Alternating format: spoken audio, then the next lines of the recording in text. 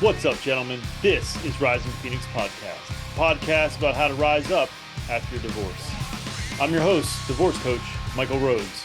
Let's get into it.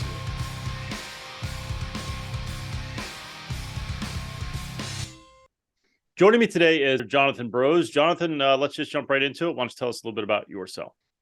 Yeah, absolutely. Thank you very much, Michael. And I'm Johnathan Bros. I live in a small little town in Northern California, probably about like an hour-ish northeast of Sacramento, California.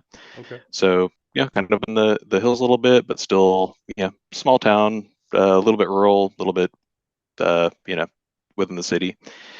And I've been divorced, which is kind of funny, like 7 or 8 years. And before that, the divorce process was probably 4 or 5 years. And I kind of laugh about that because maybe kind of lesson number one is I remember all the pain of going through it and things like that. But enough times passed by where I was like, I'm going to have to go into my file cabinet, which is literally a file cabinet of my divorce, and pull out the dates. And I was like, I just don't even feel like that. Like, I use that for my kid needs a passport, my kid, is getting a driver's license, all that kind of stuff. It's like, yeah, I need to prove my chain of custody. Other than that, it's like, I don't even look at it, Yeah. So I was like, the timelines are already blurry when I remember being in such a like painful spot at the time. So, Yeah. so hopefully that'll, some people that are going through it right now, you do Yeah. reach your level, you Yeah, know. I mean, I'm four years out from separation. Divorce was this year, so definitely people say all the time, give it time, and that's true. I think Mhm. that can be a bit. I worry. I mean, obviously, time can help with a lot of things. I do worry that some guys expect that they'll go, "Oh, it's been 6 months. What the hell?" Like, or even a year, or 2 or 3. Sometimes it takes a while, but I think certainly the further you get away from the initial destruction or bomb, it certainly can it can lessen in pain. So, but let's talk about um your the beginning of your of the end of your marriage. So Yeah. what was who maybe I should ask it this way. When did it start going downhill, and when did you know that potentially you were headed towards divorce? Yeah, and maybe I'll even like go a couple of years before that, just kind of give some context to everyone Sure. about my relationship. Is that first of all, I really did marry my best friend. You know, um, First and foremost, we met in college, and then happened to also serve at the same restaurant while paying for college. Mm. We were a deep bond. This wasn't just someone I met that we had this crazy fiery quick storm and had a kid together and stuff like that. We had our wedding planned. I proposed to her. We had our wedding planned out. Ironically, we pushed it back about 6 months because our child was born on the day that we had scheduled our wedding, and yeah, and she didn't want to walk down the aisle pregnant, so we kind of bumped that back. But Yeah. so I mean, like it's a lot of our relationship was great when it was going well, and she was an amazing person, and it was a very exciting time in life. So a little bit backstory about me at the time was of course finishing up my degree, getting in the corporate world. I was in two touring bands as a drummer, Oh, and yeah, and so life was kind of a party, finishing college, making money situation. On both sides, we were both partying and having a good time. In fact, she was the very healthy one. She was a marathon runner as well, and so sometimes I kind of felt like I was one that was maybe partying a little bit too hard back in the day. mm, Um, and then unfortunately, she blew her knee out and started taking painkillers and some other things, and then kind of getting a little bit more into that world. And as time and people change, she unfortunately really fell into the drug addict lifestyle. mm, Whereas my brain kind of changed the other way into a different person of like, the party's over. Like, I can't support a family being in a band. yeah. I'm done touring. It's exhausting, like all that kind of stuff. So really for 2 years, I put her through three different rehab programs. Wow. Yeah, Two of them were out of pocket. One was covered by my insurance. And then really long stretched out I decided that I wanted to separate because um, she was a danger to our child. That was first and foremost. So that was just not going to happen. And there were some really bad incidents that happened and things like that. And second of all, I didn't really recognize the person anymore.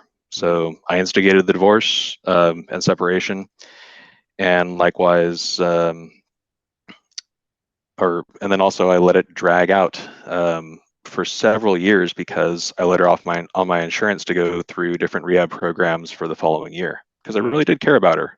Sure. Yeah. I wanted her to do well and be successful, even through all the painful stuff. Nice. So yeah, yeah. let's back up a little bit. So Okay. how old were you when the relationship sort of became romantic and serious? At what point then did you how old were you at that point? Yeah, I was 22. Okay, so and then Yeah. so fast forward about 2 years, then that's when marriage was proposed or whatever. Yeah. So Okay, then, so yeah, you're so about 20, 24. about 24. Yeah, had my kid when I was 25. And Okay, then, um, yeah, and then I'd say by 26, 27 is when really separation talks were happening. okay. And when I decided that, like, okay, it's time to pull it. So And was yeah. there any indication, and I know this is all hindsight and that's a beautiful thing, but was there any Mhm. indication, any family history that she was going to have any of these issues? I'm just curious. Yeah, she did have issues from her past, and I'll keep those private to her. Yeah, sure. Yeah, I'm just curious if but it yeah, was like completely out of the blue, or it was like, oh, I kind of get it once it was, once it was happening. Not that you were looking for it or whatever, but right. okay, Yeah, it was stuff that, and in fact, a lot of it I learned, really through the process of it.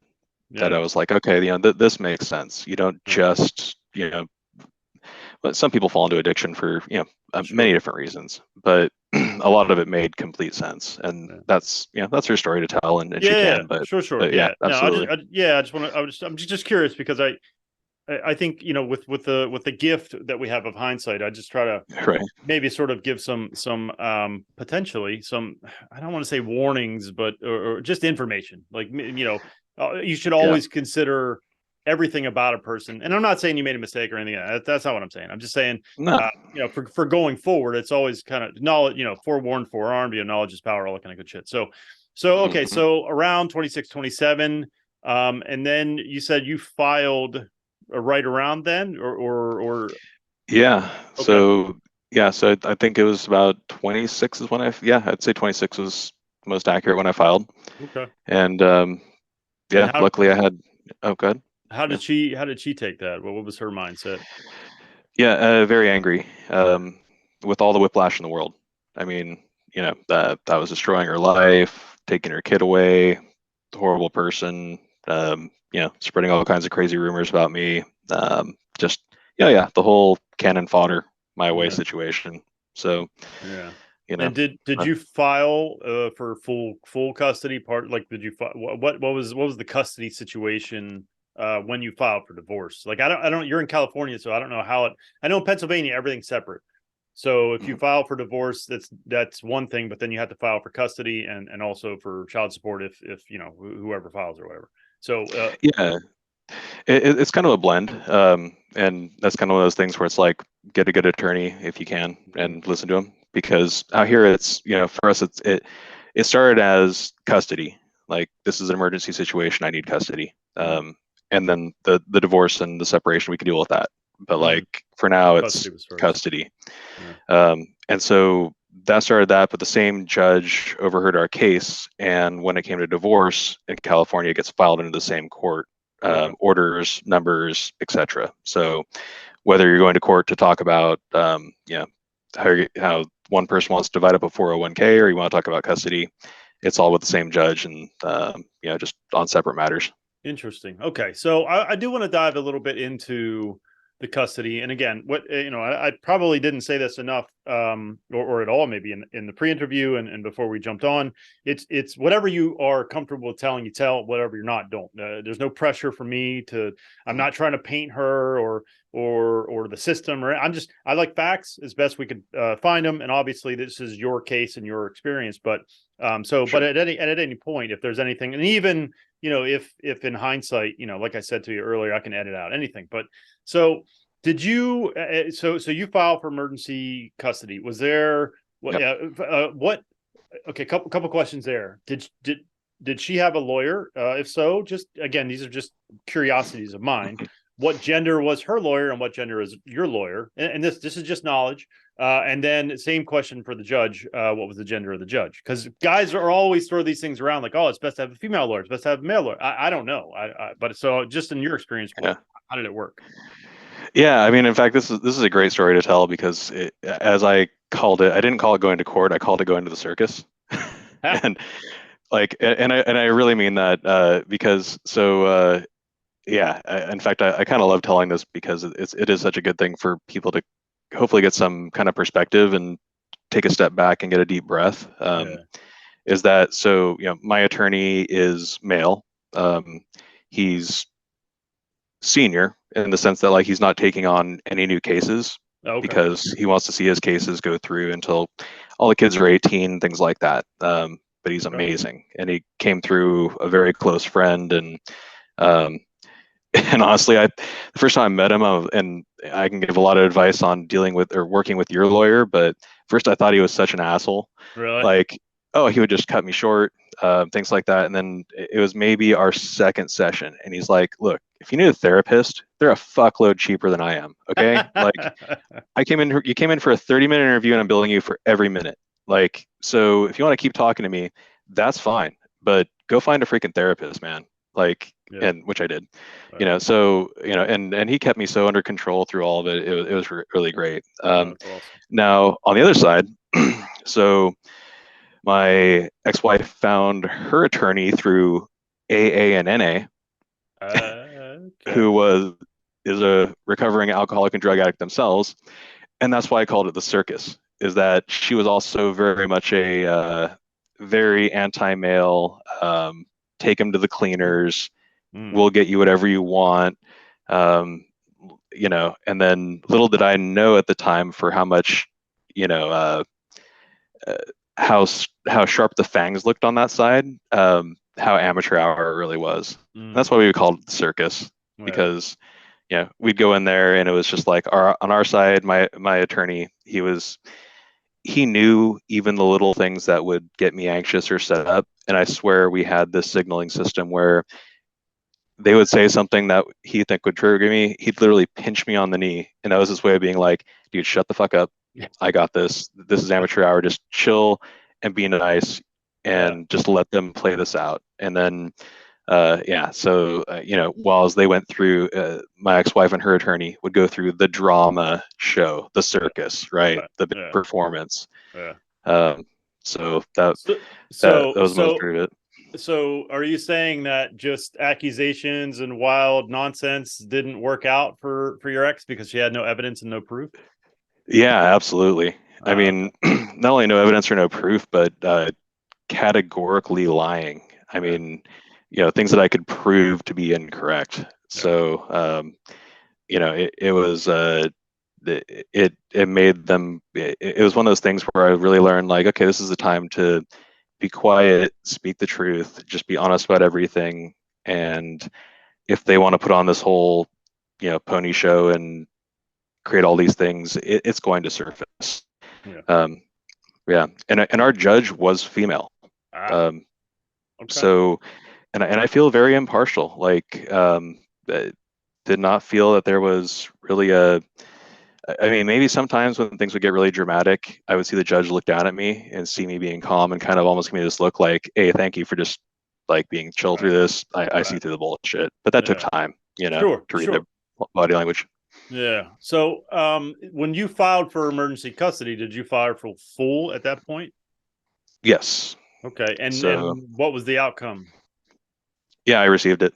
I I received it, but that came with its own struggles. Sure. So, in fact, would you like me to kind of share what Absolutely. really? Okay. Yeah. So, younger in the day, I used to travel a lot more for work. And I went on a quick business trip to Ohio, in the middle of winter, which that's not fun, really. No offense to No, Ohioans out there, but I don't no. understand how you guys, I Yeah. did enjoy like sliding down hills of ice. That was cool. But like, Yeah, yeah. No, I yeah, live in Pennsylvania. Winters are bullshit. Just categorically yeah, say that winters suck. I guess there's yeah, some weird fucking people that don't like it, but not this guy. So I hear you. But yeah, anyway, yeah. yeah. Anyways, yeah. So I get a call from my mother, and she's extremely concerned. She lives about probably 45, 50 minutes from where I am. Both my parents do. And she's like, your wife is acting extremely strange. I just called as a check-in, kind of had this bad vibe feeling. Um, what do you think? And so like I texted my ex-wife and I was like, hey, how are things going? How are things doing? And her response back, I can't remember what it was, but it was something that was off and weird too. And so I told my mom, like, hey, if you could do a welfare check, that'd be great. If you can't, then I'll call our local PD. So we're a smaller town, and have them just kind of check on things. And my mom was like, no, let me go down there and do that. And my mom came in, welcomed herself in the door, and there's my uh, barely 2-year old kid on the ground underneath the kitchen table, with a butcher knife and a bag of hot dogs, literally cutting them up herself to eat while my wife is in the back room, just frantically out of her mind, not understanding what's going on. So So my mom did called. Yeah. just sorry. Did she have right of or what is it? Right of first refusal. So in other words, you were out of town. Was she Mhm. allowed to see her at that point? Like, what was the scenario? I know you had full, but what was the? Oh, well. Okay. So this is what led to getting full custody. Oh, I gotcha. Okay. This is the story that led to full custody. Yeah. Sorry, I Ah, should have okay. Yeah, clarified no, that. no worries. So yeah, yeah. So when we found that, it was like, okay, well, she needs medical help. So they actually, my mom called 911, like concerned. They sent an ambulance and got her. And sure, I mean, she was so wound up that she was in like, as time went on, apparently in a state of like, insanity. And so they 5150'd her. Wow. Mom took my kid home. I took the first flight I could out of Ohio, got home. Um, and really the two things that were the first courses of action were first an ex parte hearing, which is an emergency hearing in California. You know, Yep. here's the emergency judge. We need a temporary hearing or injunction. And the hard part was that the CPS was involved now at this point. Mm-hmm. And that's everyone hears that and goes, "Oh my gosh, that's a really bad thing," but it actually turned out to be a really good thing for me. Yeah. I had nothing to hide. Uh, in fact, I got drilled on some interviews, I'd say, as far as that, but I kind of had to take this approach like I'm doing this for my kids. So yeah, come into my home, search it, like look at all living conditions. Here's my job. Here's what I do. Here's who I am. After some conversation, the caseworker for CPS actually became really helpful for me. Mm. Like pointed me into some really good resources and other things because we didn't have all these online forums and things like that, support groups like this back then. Yeah. And Yeah. so she pointed me in some really good directions, and we ended up kind of chatting for a long time after, kind of through cases as she'd check in. Um, but yeah, I think maybe that's a trophy I should have, is getting along with CPS and them actually being helpful. Yeah. Um, yeah. So yeah. Did you go into it to, like, well, I mean, you kind of said you went into it just like, hey, I got nothing to hide, but was there any sort of, did your butthole tighten, like, oh shit, like this is gonna be bad. Oh, I'm a man, like they're gonna fuck of me. course. Yeah. Oh, fucking A. I mean, I had, gosh, talk about the start of intrusive thoughts. I think that maybe that was the clincher for him, right? I Yeah. mean, it's like, are you going to take my kid away? Or are you going to deem it, like my Yeah. parents are really great people. So I'm like, even thinking to myself, like, well, what's the worst case is that they don't like a single father taking care of, Right. a child. Like, so can it mean that, live with my, like, all these things are going through my head. So Yeah. absolutely, like, big pucker time, Yeah. without a Yeah. doubt. You know. Yeah. So at that point, you got full custody of your 2-year-old at that time, right? Is that correct? Yeah, that's correct. And so let's sort of put a marker in place at that point. And going Okay. forward now, 13 years and change later, did she, being your ex, take you back? Was there more court battles for just custody specifically? Was there any more of that? Was there any more attempts at her to sort of paint you in this negative light? And Yeah, plenty. yeah. Yeah, absolutely. In fact, because her only way of getting back in, because after 5150 and then a rehab and then Mm. falling off the wagon again and then another rehab, it was like, this is getting ridiculous. So at that point, she was under um, she had to pay for supervised visitation, Mm. um, Oh, like at a wow. facility, and she had to get drug tested. And I mean, at first, and she had to pay for that as well. And at first, it was just urine drug test, and they ended up switching that to a cheek swab because Oh. she had like 3 in a row tests turn up um, undetectable, but with anomalies, something like that. Mm. Essentially, it was that she's either using some kind of fake pee or some kind of product to help clean her pee up. And the judge is like, this is bullshit. This is not what a normal human does. Like, you're hiding something. Wow. So they switched her to these like cheek swab ones that are apparently a lot more accurate and can find other things. And it was just constant. It was like we'd go through these periods of, she would have once a week on a Saturday, a 2-hour visitation at a facility. And it was a great facility, and my kid was, you know, enjoyed it, wasn't Yeah. fighting it. So I'm Sure. like, okay, if we can just cruise along on this, that's great.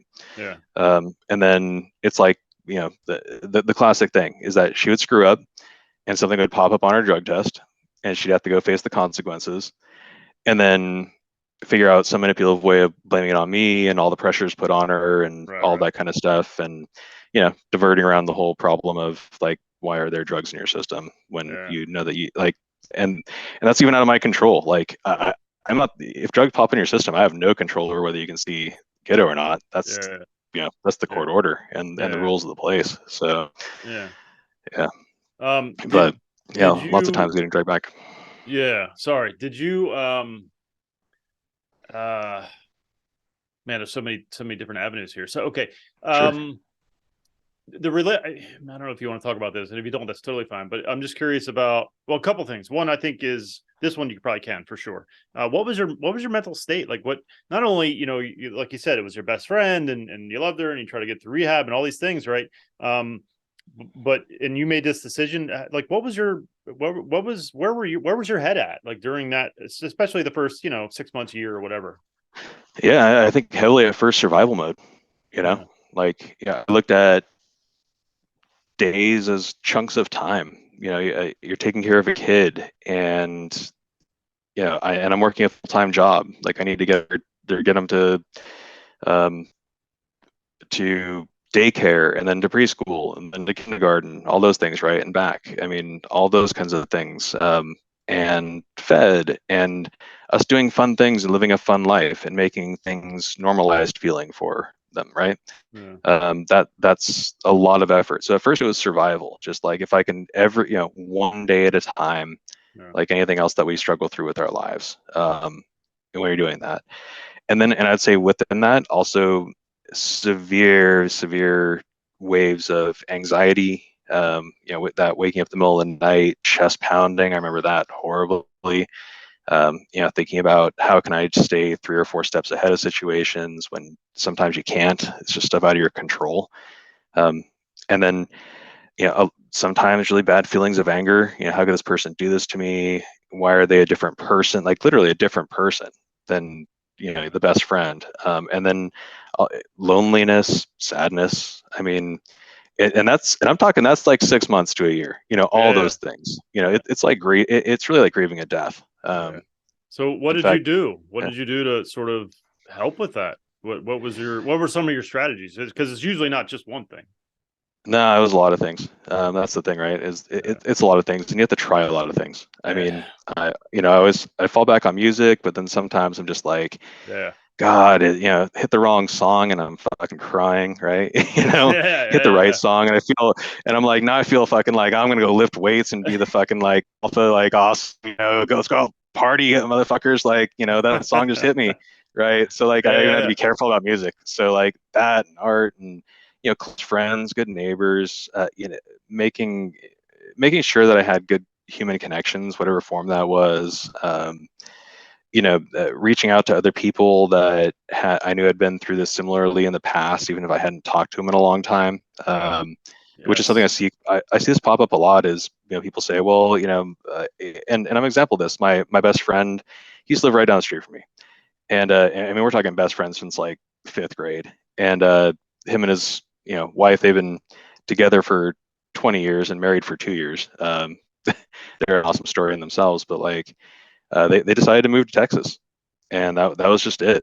So I um, that sucked, yeah. And so I see a lot of people like, yeah, my friends moved away and things like that, and it's like, well, just because they move away, keep in contact, but others, reach out.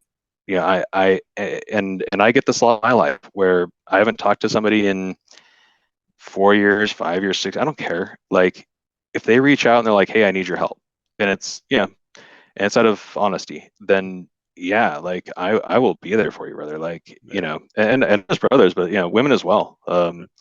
Anyone that needs that kind of support. So, to anyone out there, don't feel like you're being a bother. Amen. A lot of times, yeah, a lot of us are sitting around just kind of chilling and being like, oh, you're in a crisis? Man, that sucks. Like, Yeah. let me help. Yeah. So, Yeah.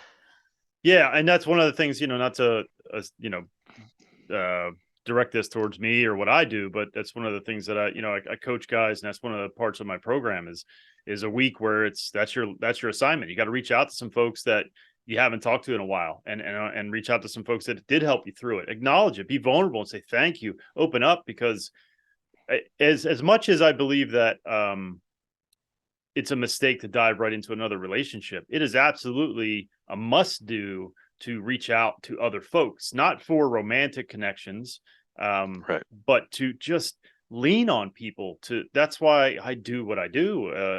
You need people to get through this. You can't do it alone. So kudos to you, man. Did you have guidance, or was that just an innate sort of instinct to like, you know what, I just need to, because that's kind of the way I was. It was like I need to talk, and I would just find people to just talk to, like, and Yeah. most people are receptive. Yeah, I mean that's really what it came out of, and it was that, and also the other side of it was that I've got this child, right, and the single dad, and kind of and being in a smaller town, there's kind of a label that was put on you back then, right? Mhm. I mean, I'm not going to deny Yeah, that. yeah, That's sure. just that's the Yeah. shit that it is. Yep. So it sucks to like take your kid to on the soccer team, Yeah. 5 or 6 years soccer team, and you Yeah. hear moms fucking saying shit about you. Like they think that you're far enough away Yeah. to not hear stuff like, well, what's really his deal? Like, Yeah. shit like Yeah. that. And Yeah. then you hear about like, oh, there's this big sleepover and your kid's not invited, right? Or, and it's like, so, part of that was also just like, gosh, I need my kid to also experience a normal life. Like, Yeah. people understand that aren't judgmental, things like that. So Yeah. not just for myself, but for my kid as well. Yeah. And so, yeah, and like I said, and we didn't have, online forums and communities like we do now to meet people, dads groups, things like that, that we do. So, Yeah. yeah, that was totally like a organic, just reach out for help and um, in a Yeah. lot of different ways. So, Yeah. Yeah. Well, yeah, kudos, man. Because not, and unfortunately, as men, I think, you know, well, I don't think I know we isolate oftentimes. We'll, yeah, you mentioned earlier, like, don't think you're bothering people, but a lot of us men do, because we're supposed to, we're told, or we're taught, or whatever it is, it's innate. I don't know, that we're supposed to be tough, and we're supposed to white knuckle through life, and we're not supposed to have feelings, and we're sure shit not, if we do, we're not supposed to talk about them. We got to stuff them down. So kudos to you, man. I think that speaks volumes about your character, because like I said, it's not something that, unfortunately, that everyone does.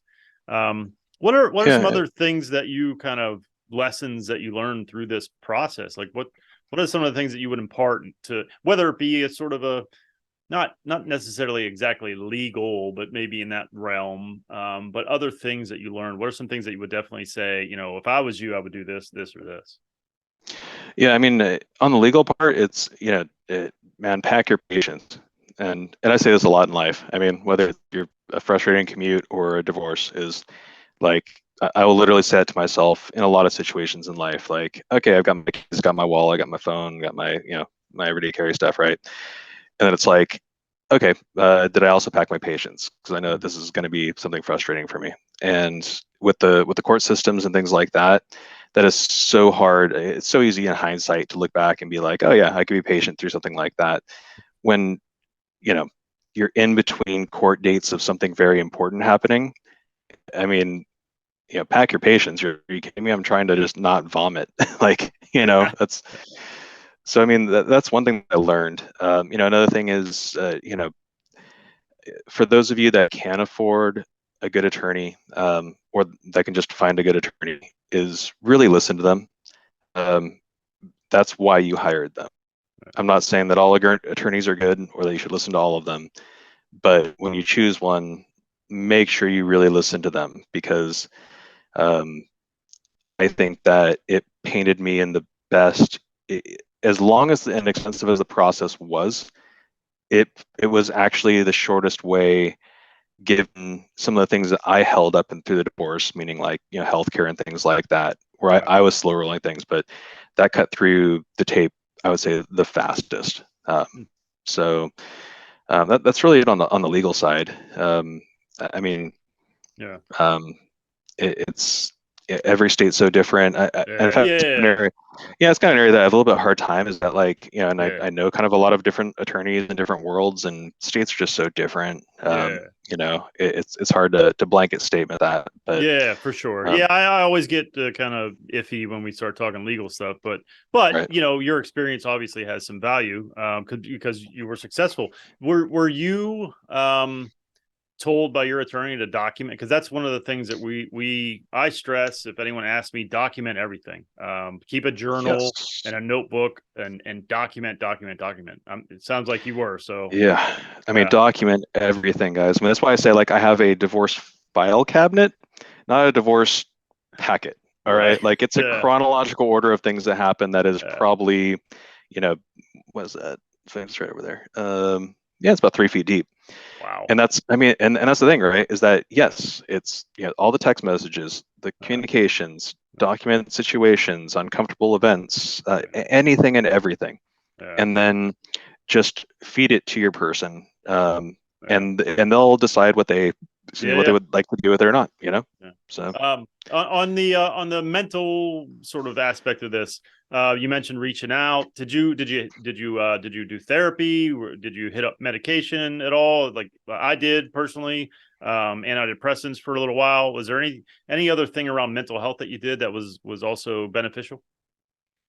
yeah, I mean, therapy was huge. Yeah. And I would say, in fact, so therapy is very, very good. And it takes a lot of time, and it can be expensive depending on Oh your yeah. situation. So, I mean, that's the crappy part. But, Yeah. if you go into it with really the honesty to yourself, that you want to make yourself feel better in your own skin and improve your situation, it helps a lot more.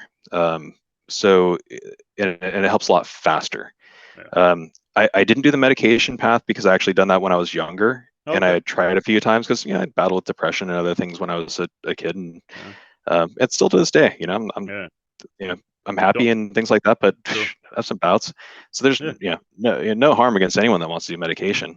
But for me, like the SSRIs and things like that, Yeah. they're as I don't know if hormones change, your brain changes as you get older, Sure. stuff like that.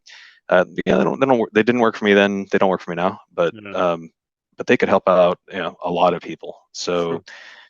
So that, I mean, really good exercise is another one. Yeah. Trying to eat well. I mean, and this is all stuff that everyone says, right? And that Right. sucks when you're fucking depressed. Like that's the Yeah. worst shit to hear. And Yeah. I hope that people get that. Like, oh, well, if you eat well and you exercise and you go out in the Right. sunshine and like put on your Right. rose-colored glasses, all your problems. It's like when you're depressed, you're just like, fuck off, right? Like, I want Yes. to sit in my room, pull the covers over my head, and eat a fucking pound of ice cream. Like, piss off, Yes. right? Amen. Yeah. You I know? mean, sometimes that self-help stuff and that positivity, yeah, exactly. You want to be like, yeah, fuck off. I'm not feeling it today. I don't want to hear your No, bullshit. But you know, there's truth to it, right? It's just sometimes, yeah, though, I do think we have to embrace the suck, as my army brethren say. Sometimes you just yeah, have to, it's okay to not be okay. It's okay to have another quote that I love is, if it never rains, how would you appreciate the sunny days? Like some days it's going to fucking rain and that's okay. As long as you don't sort of get down about being down, if that makes any sense. Like it's like just yeah. know that the sun's going to come out. You're going to be okay. There's going to be another day. All those kind of stupid fucking cliches again, but man, they ring true. Yeah. And, and pay attention to the minute moments when you get that motivation when you're in depression. Because like, you could literally feel good for like 2 minutes Yeah. and be like, you know what? Like, okay, I'm gonna get up and do a thing, and that turns into 8 hours, 10 Yeah. hours, right? So, you know, just when you feel those like good uplifting moments, do them when you're really in that spot. And try to develop that into a longer period of time. Even if you stretch it out to 30 minutes, it's better than, you know, 8 hours of depression and 2 minutes of feel good than 8 hours of depression and 30 minutes of feel good, right? I mean, Yeah. that's, Yeah, for so sure. Yeah. stuff So like that. you mentioned one of boundaries, and I'm sure that must have Mhm. been difficult, especially pre-interview. You mentioned this, and I'm sure that must have been difficult because your heartstrings were probably being pulled on in certain ways, right? That was your best friend. It was someone that was going through some stuff, but you also had a child and to protect and yourself, right? How was that process for you in developing boundaries? What was if you want to talk about which moments or which types of things were difficult to set boundaries against? Can you talk a little bit about like that sort of that whole process for you? Yeah, I mean, and boundaries I think are built upon um, enough pain. Hmm. That's kind of like embracing the suck. Is Yeah. that if you sit down and just write out boundaries on a book and you haven't had to establish them with people that really want to destroy every boundary you try to create, it's going to be tough. So you get that out of just experience, and a lot of that, especially had to do with communication.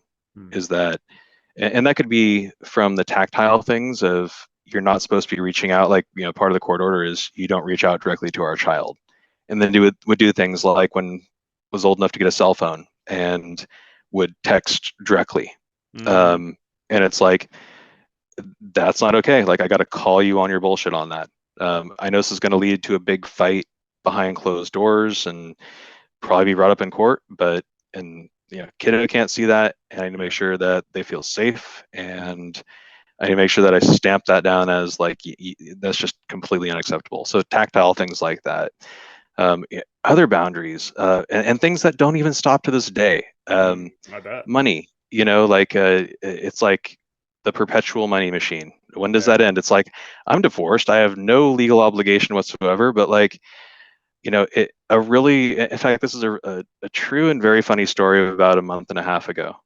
Is that you know it, you think like you're divorced and things are done, and even in the great situation that I'm in, I feel like unfortunately she's still a ghost that wanders around my life. Mm. And whether that's maybe once a year, every other year, I get some random text from her or something like that, or I get someone on Venmo, literally a random woman on Venmo fucking messages me with a request for $25 in all caps. It says, "Are you fucking her name, Rose's husband? Question mark, question mark.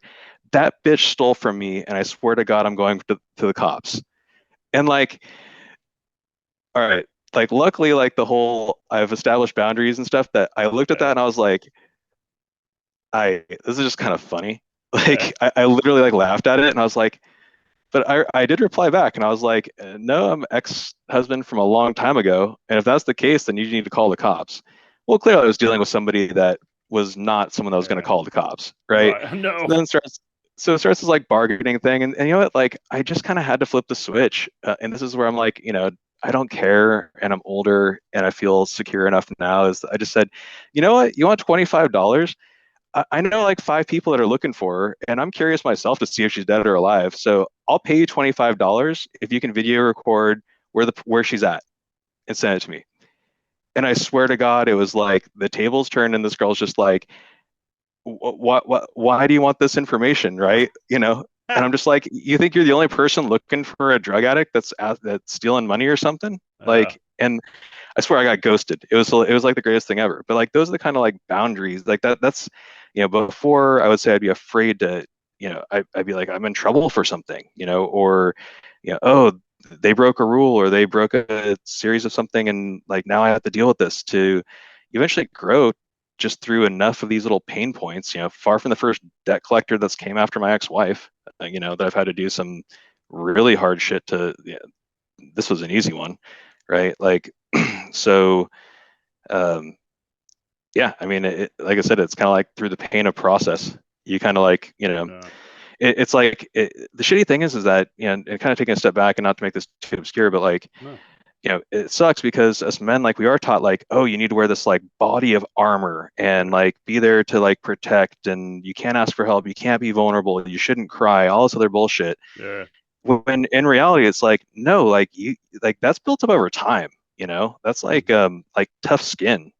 Like that just happens over time and experience. yeah, So like you'll get your suit of armor, it's just that like it's going to take some time for you to build it up, and don't feel bad about that in the least. mm, yeah, And maybe surround yourself with some people that do have the experience, yeah, to talk you off that stuff. yeah. So you brought up sort of in a way, and again, I'm whatever you want to talk about, but I am curious what the relationship.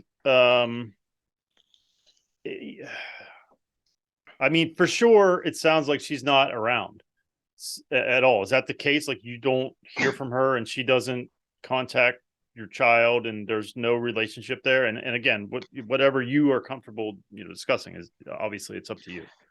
Yeah, so my kid is done with the mother, right? I mean, so that's just that. Mm, Wants nothing to do with her, and I fully support that. mm, For me, she's still like I said, like uh, I grieved her like a death, uh, and still walks among me like a ghost. mm, And even like right now in the current spot, what's so funny about that Venmo situation is that usually it's every 6 to 9 months, because holidays, Mother's Day, things like that will be where out of the woodwork she'll come mm, and call or text or do something to show up into my life. mm. And I kind of have to just escort back out the door. And it had been like about a year. So actually in the back of my mind, I was thinking to myself, like, is she legitimately dead? And her Mm, family just hasn't told me? mm, Like, yeah. and then I saw that pop up and I'm like, oh no, the ghost lives on, so, so that sucks, but like, but Yeah, I have control over it. yeah, I yeah. could That's decide to reply to somebody or not. yeah, yeah. Well, I mean, that's the one thing that throughout all of this, that's the one thing that's I think oftentimes most important to sort of wrap your head around is you can control you, and that's it. But that's not a bad Yeah, thing. That's the best thing, because a lot of times I think absolutely.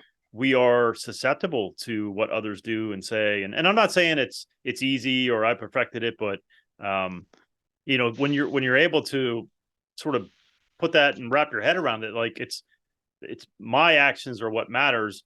My actions are what I can control. It kind of, I think it brings you a sense of peace. Like when you stop worrying about what someone's doing, and I get it, it's hard, and if she's comes back around, there are probably some challenges, in terms of even just reaching out or whatever, But at the end of the day, you're able to decide how to handle that situation, right? You don't have to let it bother you, or you can take certain actions, and it's up to you to decide how you want to handle it.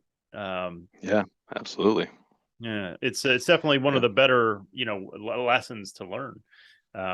Which I would imagine, was there any point where you had any kind of guilt in terms of um maybe I could have done better with helping her, or maybe I don't know. Was there any kind of that sort of like not hindsight, but that regret, or that "Hey, I wish I would have" type shit? Did you experience any of that?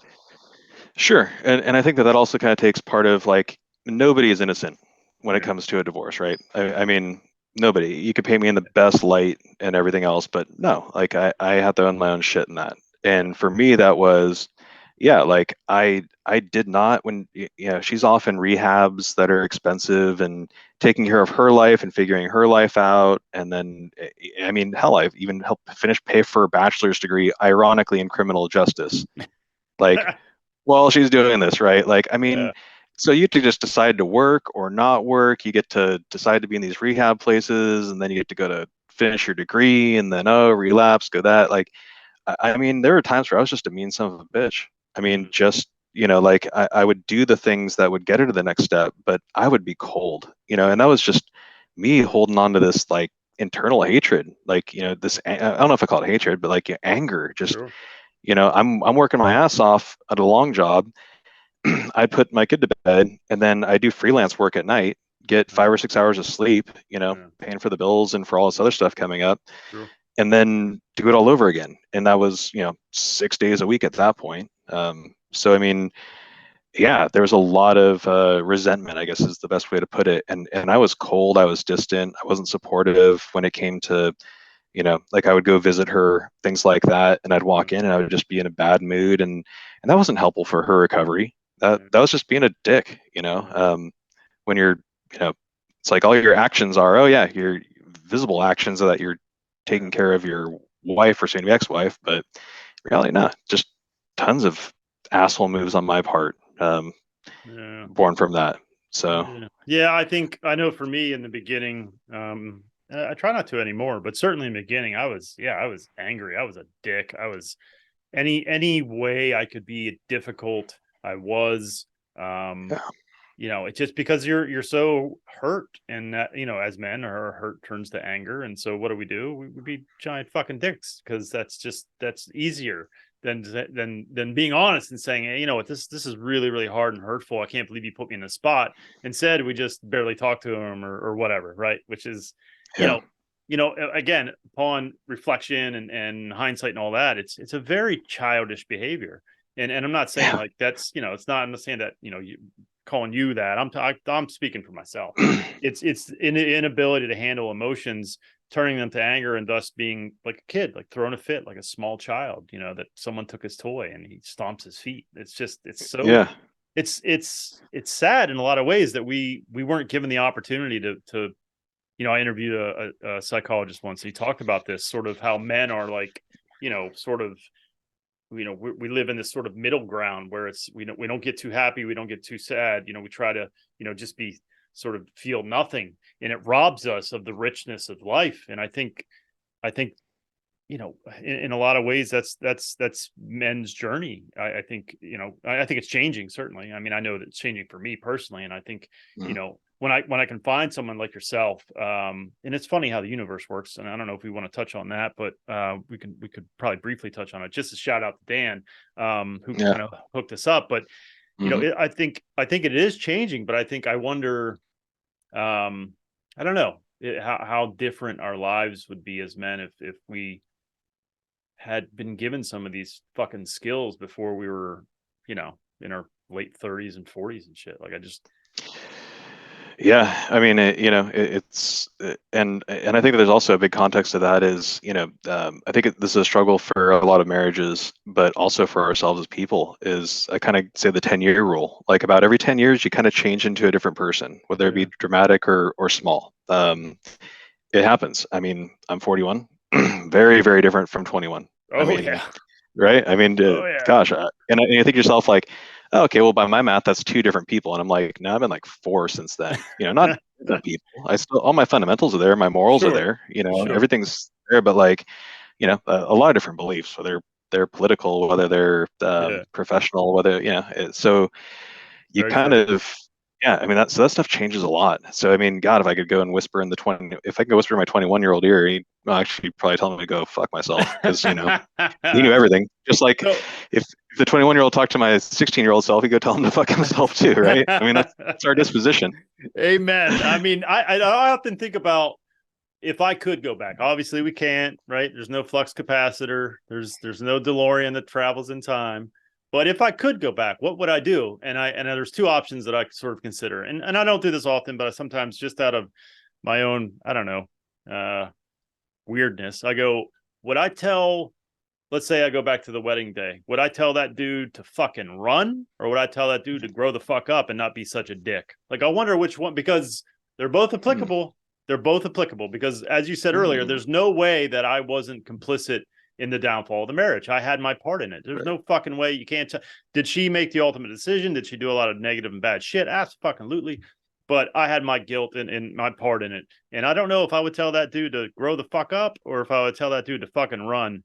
I'm not sure, but I don't know. It depends. It depends on what they ask me. Yeah. Yeah, I mean, God, that's an interesting line to draw there. That's a good one. I mean, Right. I right now in this time period, I tell myself like, to grow the fuck up. I mean, me too. like as much pain and money and everything else that has been through the ringer, it's like I wouldn't be who I am today without all of that. Just like all the great things in life that I've experienced.